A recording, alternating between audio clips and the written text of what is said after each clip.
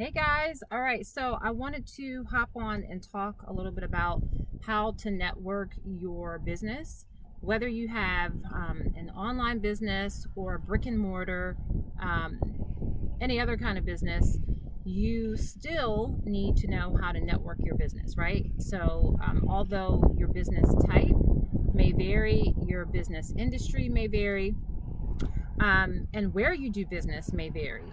Your target client is obviously going to vary, but everyone needs to know how to network, to do online networking, and really to connect the dots between some things that are often go missing in terms of not just promoting your business, um, but widening your circle so that people know that your business exists.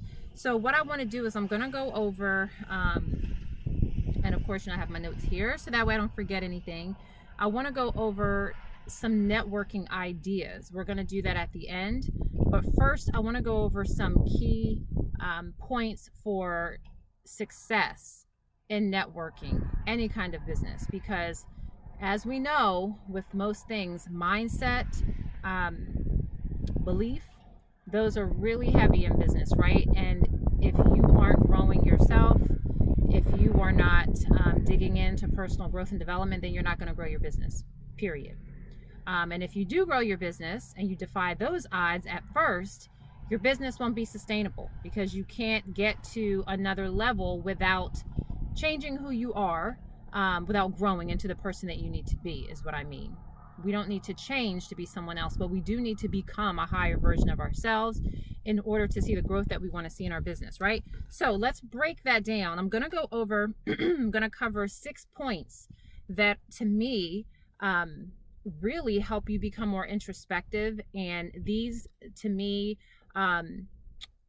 represent the networking ideas for success, like the things that are going to bring you success. The first one is reconnecting yourself with your why. So, why are you in business? Obviously, you're in business to serve a need, to fill a void, but what are the deeper reasons that you are in business? When I first started, for me, it was I wanted to get out of my job. Okay, so maybe that equates to having more time freedom, more financial freedom. Financial freedom is like way at the top. Like, you don't just quit your job and have financial freedom. Like, you have to clear up debt, you have to have financial security, right? Financial freedom really involves passive income, residual income. But for lack of better words, I'm just going to use financial freedom because I think that most people resonate with that. Most people can identify with that phrase. So if I want to leave my job, and financial freedom, time freedom are things that I want, that's a part of my why for sure. However, you want to start peeling back the layers of your why. So why do you want to leave your job? What is that going to do for you? Like, specifically, you want to write those things down. What is more money going to do for you and for your lifestyle? And it has to go deeper than just wanting to pay the bills every month, right? It has to go deeper than just wanting to have more money left over, more money than month, at the end of the month. So start to peel back the layers and ask why you want the whys, right? And if you want more time freedom, why? What are you going to do with that extra time? You might have more time on your hands right now, but oftentimes you'll notice if you are not intentional about the way you spend your time, you'll end up doing mindless things that do not produce fruit in your life or your business. And so time freedom won't even matter unless you have a plan. So the first one is, what is your why? Your why should be huge, and it should be big enough that when you aren't being productive in your business, that it gives you anxiety, because you know that every time you are not productive, you're stepping back further and further away from those whys, from your goals and your dreams, which is a no-no, obviously, right? You got into business to reach those dreams. So what's your why? That's number one. Number one key for success in networking your business: reconnect with your why. Number two, and get specific. Number two, what is your end goal? So this could be similar to your why. Your why is really the impetus. The why is the reason you wake up in the morning, right? but your end goal may look slightly different. Maybe your end goal is you want to build a retreat of some sort, a wellness retreat. Maybe your end goal is you want to homeschool your 4 children, but you need the wherewithal to build maybe something on your property. Maybe you need to restructure your home in terms of the layout in order to make this come to fruition. So if that's your end goal, then this again should give you fire and inspire you to work in your business. So that way, one day soon you can work on your business, right? We don't want to be working in doing all the little nooks and crannies all the time, but starting out, obviously, we all have to as entrepreneurs. So what is your end goal? Is it to be a first-time home buyer? Is it to invest in the stock market? What is it? Whatever it is, it's unique to you.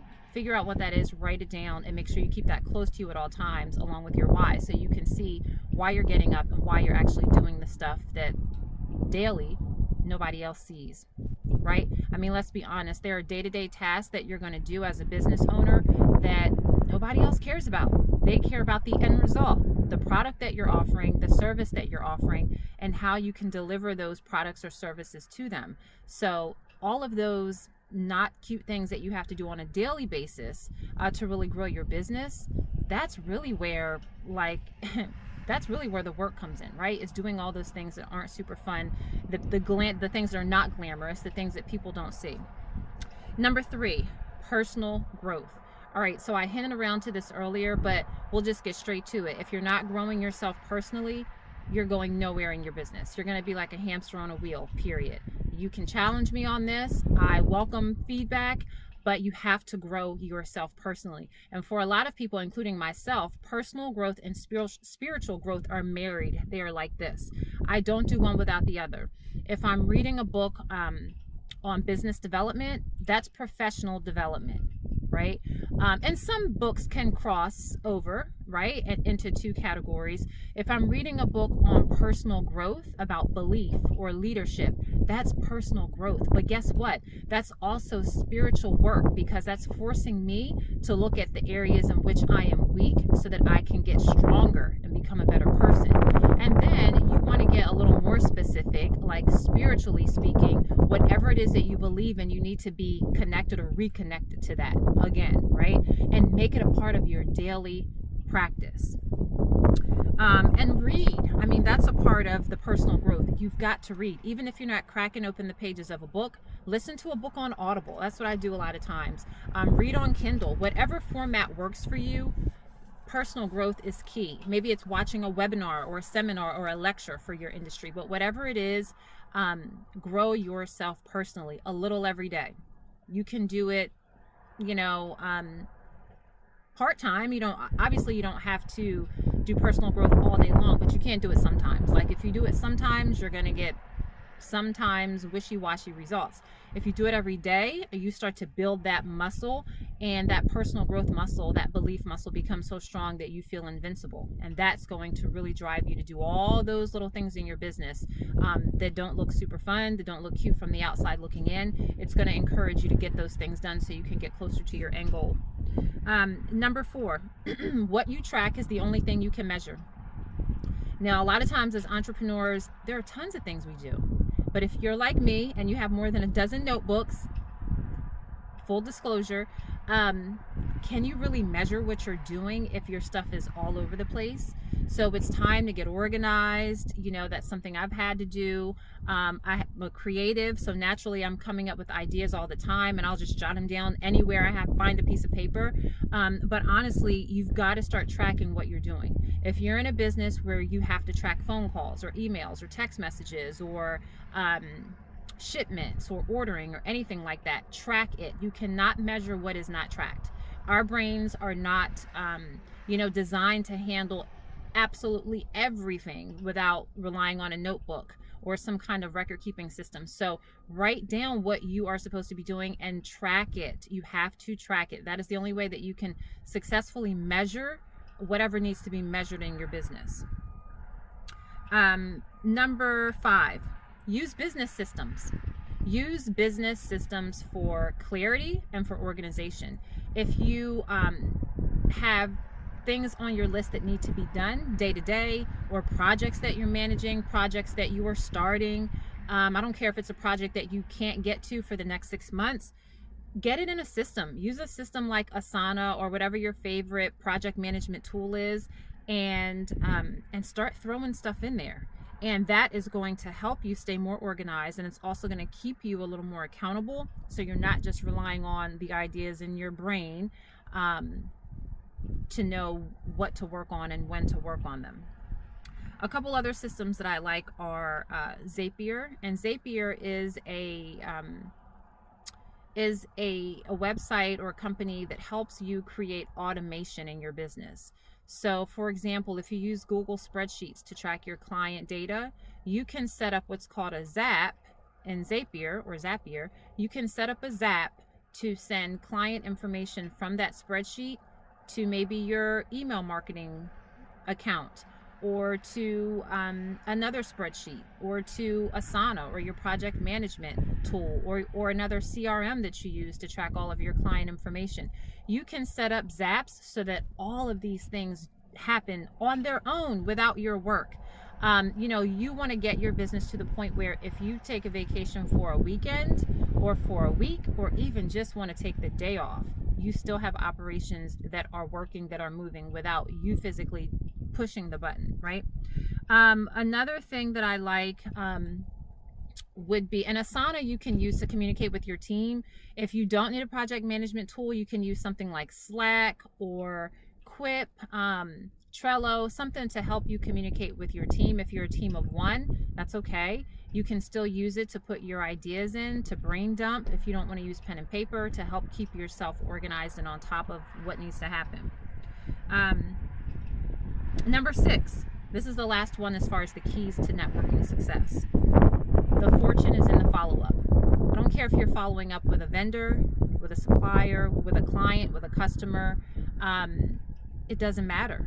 Like, the fortune is in the follow-up. You have to make sure that you are following up with people. If there's like an outstanding event, or like a goal that needs to happen, a goal that needs to be reached, or an outcome that needs to be reached, you have to follow up with your people. So maybe for you, it's more about your customers or clients. Follow up with them. If you know that they're purchasing products from you or a service from you, and you know you need to reach out to them in 3 weeks, put it on the calendar for 3 weeks from the first time that you are working with them. That way you can follow up in a timely manner, in a way that's professional, so you can stay on point, and so your customers or clients know that you're there and you haven't forgotten about them. This one was a really difficult one for me because, studies show that people do need anywhere between 5 and 12 touches or exposures to whatever it is that you're trying to show them before it actually sits with them, right? People are busy. Life is happening to all of us, and so people need to be reminded. So it's okay to be pleasantly persistent with whatever it is you need your clients or customers to know, but you've got to follow up. So many sales are lost, myself included. So many things have gone by the wayside because maybe I didn't even remember that I needed to follow up with someone because I wasn't organized and I wasn't tracking it. Or B, I just didn't follow up, or I didn't follow up enough. And so it's okay. You're in business. We, as a consumer, I get emails from companies whose email list I've subscribed to. I expect to get emails, right?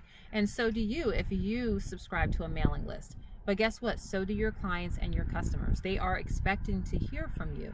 So don't think for your customers. Don't think that, they're going to be annoyed if I follow up again. So what? Let them tell you that. As long as you're being pleasantly persistent, it's okay, because the fortune is in the follow-up. So those are the 6 keys for networking success. Now I'm going to get into 7 networking ideas. And these are not revolutionary ideas, but hopefully you can put a modern, fun spin on them for your industry, for your business. So the first one is get social. Okay, of course, social media, I don't even have to really talk about this point, but when it comes to your social media outlets and your presence on social media, what is your brand? You really are your brand when you're starting out as a business owner. So what do you stand for? What do you look like? What values do you adhere to? What kind of image do you have? Your social media outlets should represent your brand. And if they don't, then you need to give them a makeover. If you have a personal Facebook or a personal Instagram page, and it's just a little too personal for your clientele, then you should have a business page. Keep the personal separate, create a business page for your business. And even if you're in a lifestyle business, I'm sure there are some things on your personal page that you probably wouldn't want your clients or customers to see. Not that you're hiding it, but you want to show your customers what's relevant for them, right? You don't want them to get distracted by stuff that has nothing to do with what you're offering. So if you have a personal account, set up a business account and start the process of marketing yourself that way and networking with other like-minded people, even people who are competitors. We'll talk about that in a second. Another thing with getting social is connecting with people, being human, picking up the phone and calling someone. Instead of sending a traditional text message, send them a voice note. Things that help people hear your voice or see your face can really help connect them with you, and the whole interaction is going to be much more engaging. So get social. And just, keep it fresh, keep it new, and make sure that your people know that you're human and let them hear you, let them see you. Number 2, cross collaborate. It doesn't matter if someone's a quote unquote competitor, or if someone's in a completely different field, which is okay. Cross collaborate every chance you get. Cross collaborating doesn't necessarily bring you instant revenue, instant clients, instant referrals, instant hits on your website, but it does put you in the minds of people who may not have known you existed before. It does open up what you do to new people, and that counts as an exposure. Another thing that it does is that it teaches you, it trains you. So whatever you are doing when you're cross collaborating, maybe you're doing a webinar for someone else's people on another skill or gift that you have, right? It's reinforcing your knowledge and your training and making you better every time. So look at it as free professional development. Instead of you paying to go to a professional development seminar or taking a class, you're getting it for free just by cross collaborating, and it's free marketing. So cross collaborate. You help each other shine and grow for sure. Number 3, grow. This kind of is attached to the personal growth thing, but this brings in another element, and that is working with other people.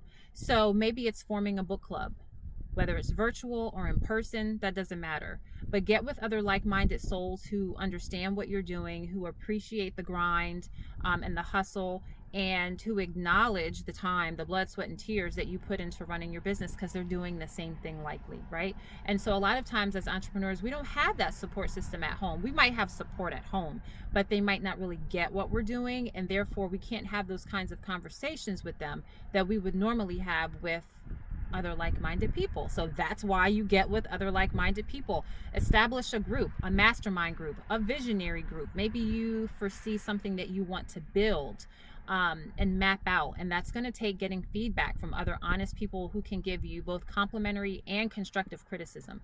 So form a group or join a group, and when you join a group, don't get salesy. People should know what you do, they should know what you offer, but don't go into it with the mindset of, I'm going to target that person, and that person to join my team or to buy my product. We want that to happen, but you got to be authentic. So if you're not feeling like you're coming from an authentic place, and you're really just in that mindset coming from a place of lack because you need the funds, you need the revenue, then maybe don't join a group just yet. But once you start to make that mental shift that you're here to give and serve and share, then join. Share what you have, and you'd be surprised at how magical that can be just from being in the presence of other people. Again, another form of free marketing, because now people know what you have to offer the world, right? Number 4, journey.